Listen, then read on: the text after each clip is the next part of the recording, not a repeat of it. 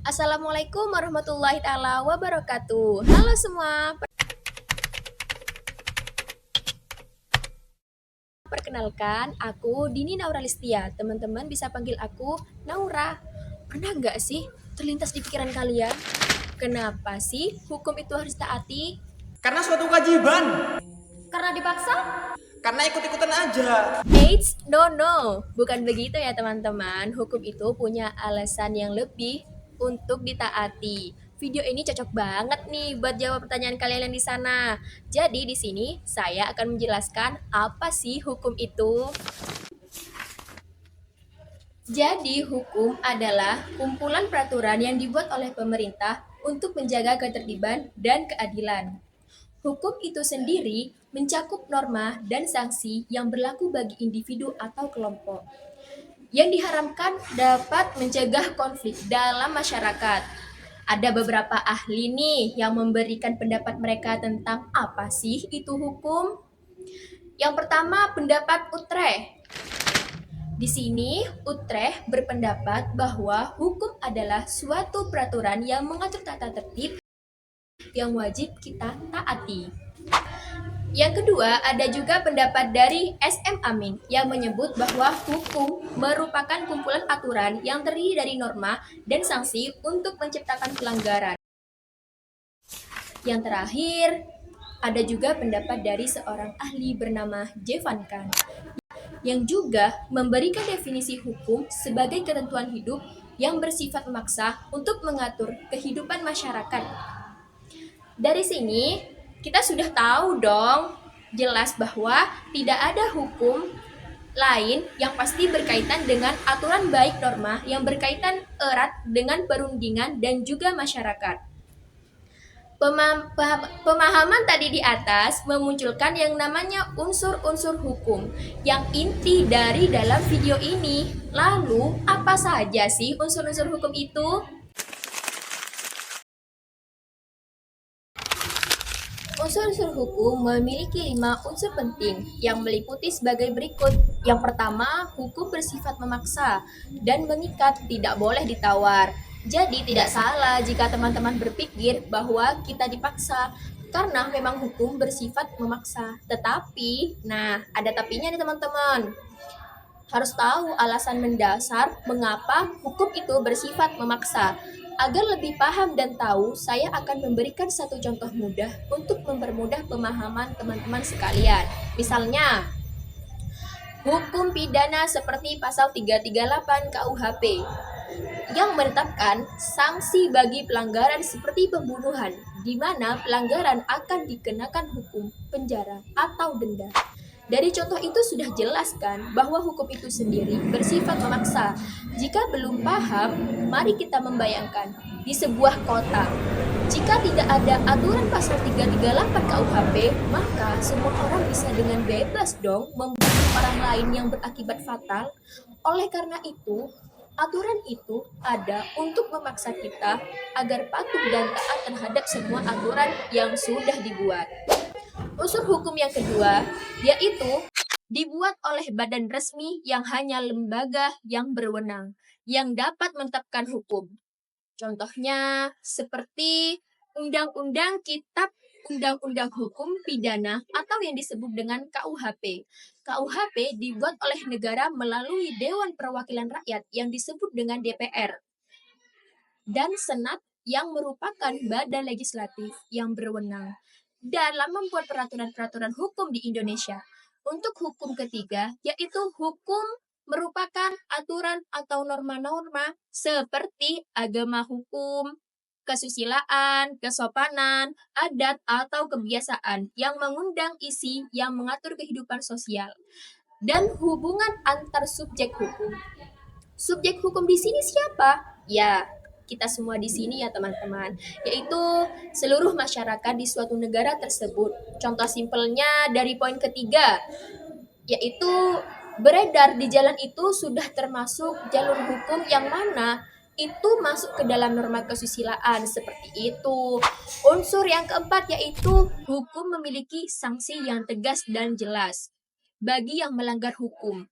Dari pernyataan tadi sudah jelas dong maksudnya ya. Jadi Sebagai contoh, kita kembali ke pasal 338 di poin pertama, yang mana di dalam pasal tersebut, jika seorang melanggar aturan tersebut, di mana dia berani membunuh seorang, maka dia akan dijatuhi hukuman. Hukum sesuai dengan pasal tersebut bisa jadi dipenjara dan lebih parahnya bisa jadi dihukum mati. Ngeri banget bukan? Dan yang poin terakhir, yaitu poin kelima. Hukum memiliki tujuan untuk menertibkan masyarakat dan mengatur interaksi dan hubungan antar anggota.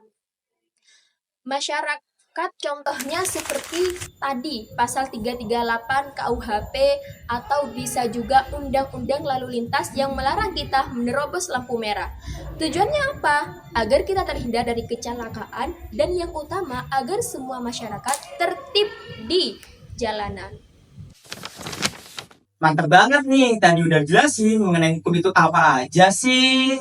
Nah, sekarang kita masuk ke dalam inti materi kita, yaitu kenapa sih hukum itu harus ditaati, sebabnya apa aja. Sebelumnya, perkenalkan nama saya Muhammad Lutfi Ihsan. Kalian bisa panggil saya dengan Lutfi. Ada 7 teori yang mendasari hukum ini. Pertama, yaitu hukum alam. Thomas Aquino berpendapat segala keadilan di dunia ini diperintah dan dikemudikan oleh suatu undang-undang abadi yaitu Lex Eterna yang menjadi dasar semua perundang-undangan lainnya.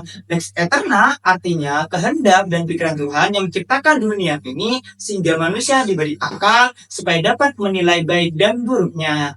Contohnya, ibu yang secara naluri menegur anaknya yang mencubit adiknya karena adiknya mendapat ketidakadilan menurut naluri dan firasat ibu dari dalam bawah sadar hukum alam itu sendiri. Nah, Lex Terna adalah naluri manusia yang datang dari Tuhan. Manusia itu terangkat dari mereka sejak lahir. Manusia tahu bahwa hal itu salah satu benar atau salah sudah tertanam di dalam diri mereka sendiri. Teori yang kedua adalah teori sejarah. Tiap-tiap hukum ditentukan secara historis, selalu berubah menurut waktu dan tempatnya. Filsafat berpendapat hukum itu harus dipandang sebagai suatu penjelmaan dari jiwa atau rohani suatu bangsa yang selalu ada hubungannya yang erat antara hukum dan kepribadian bangsa. Contohnya adalah kontrak pembelajaran saat ini pasti ada sejarahnya sebelumnya kan, yang berlaku di masa ini dan waktu ini yang tidak akan sama dengan yang lalu karena berubah-ubah setiap waktunya. Nah, yang ketiga adalah teori teokrasi atau teori ketuhanan. Teori ini dikembangkan oleh para filsuf mereka yang berpendapat bahwa hukum ini berasal dari Tuhan yang Maha Esa dan oleh karena itu manusia diperintahkan untuk tunduk dan patuh pada hukum. Contohnya, bila manusia tidak mentaati maka nanti di akhirat masuk neraka. Kita sebagai agama Islam bila tidak mengerjakan sholat maka di akhirat nanti akan mendapatkan siksa neraka. Maka untuk teman-teman yang beragama Islam jangan coba-coba meninggalkan sholatnya ya. Gimana nih teman-teman? Tadi udah jelasin 3 teori pertama dari kenapa sih hukum itu harus taati. Nah, di sini saya akan menjelaskan lanjutan dari 3 teori pertama tadi. Sebelumnya, halo semua. Perkenalkan, saya Fabila Giska Balivianda. Kalian bisa panggil saya Giska.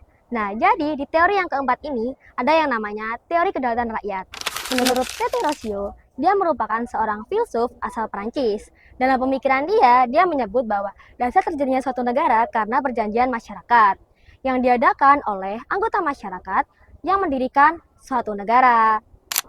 Dari pernyataan Tete Rossio, kita dapat menarik kesimpulan bahwa hukum bertujuan demi kedaulatan rakyat. Dalam teori ini, ia mengedepankan istilah bahwa hukum adalah rakyat. Jadi, hukum semata-mata untuk kebaikan rakyat atau masyarakat.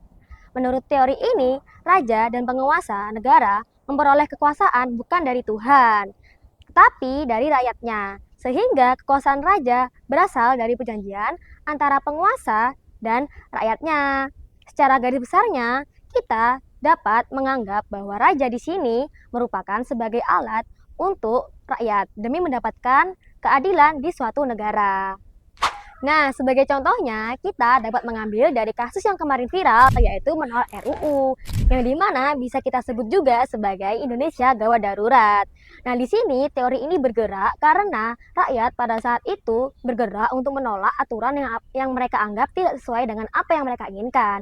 Nah, dari sinilah kita dapat melihat bahwa teori ini mulai bergerak untuk mencapai keadilan yang dianggap tidak sesuai dengan apa yang rakyat inginkan. Seperti itu.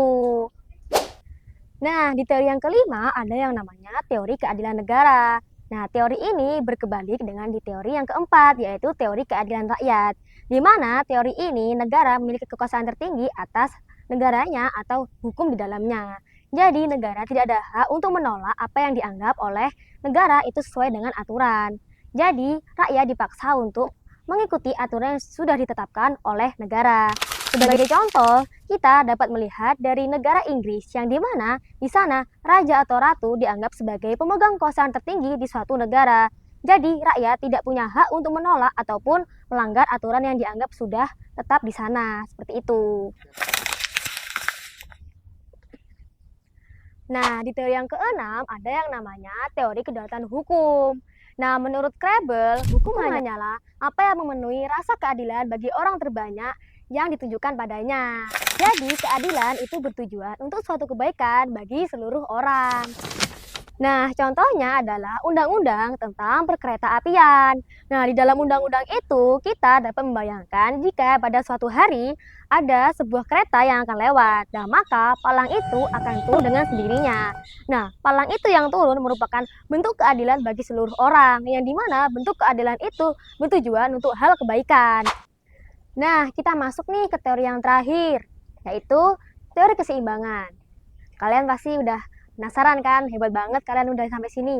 Nah, menurut Cronenberg, hukum bertujuan untuk suatu dalil yang nyata. Dalil yang nyata apa sih?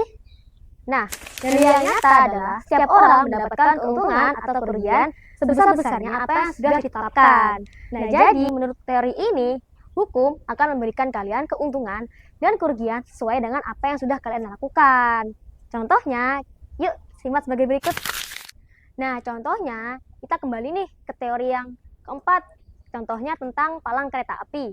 Nah, di situ teori ini juga bergerak karena pada saat orang itu melintas kereta api, jika ia tertib pada saat palang itu turun, dia akan mendapatkan keuntungan yaitu dia selamat.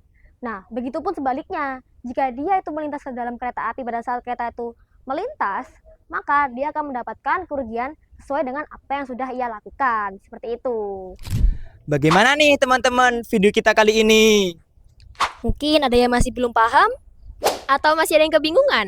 Atau masih ada yang penasaran? Nah, daripada makin bingung, kalian komen aja deh di bawah, oke? Komen ya teman-teman. Jangan lupa komen di bawah teman-teman. Sekian dari kami. Wassalamualaikum warahmatullahi wabarakatuh. See you.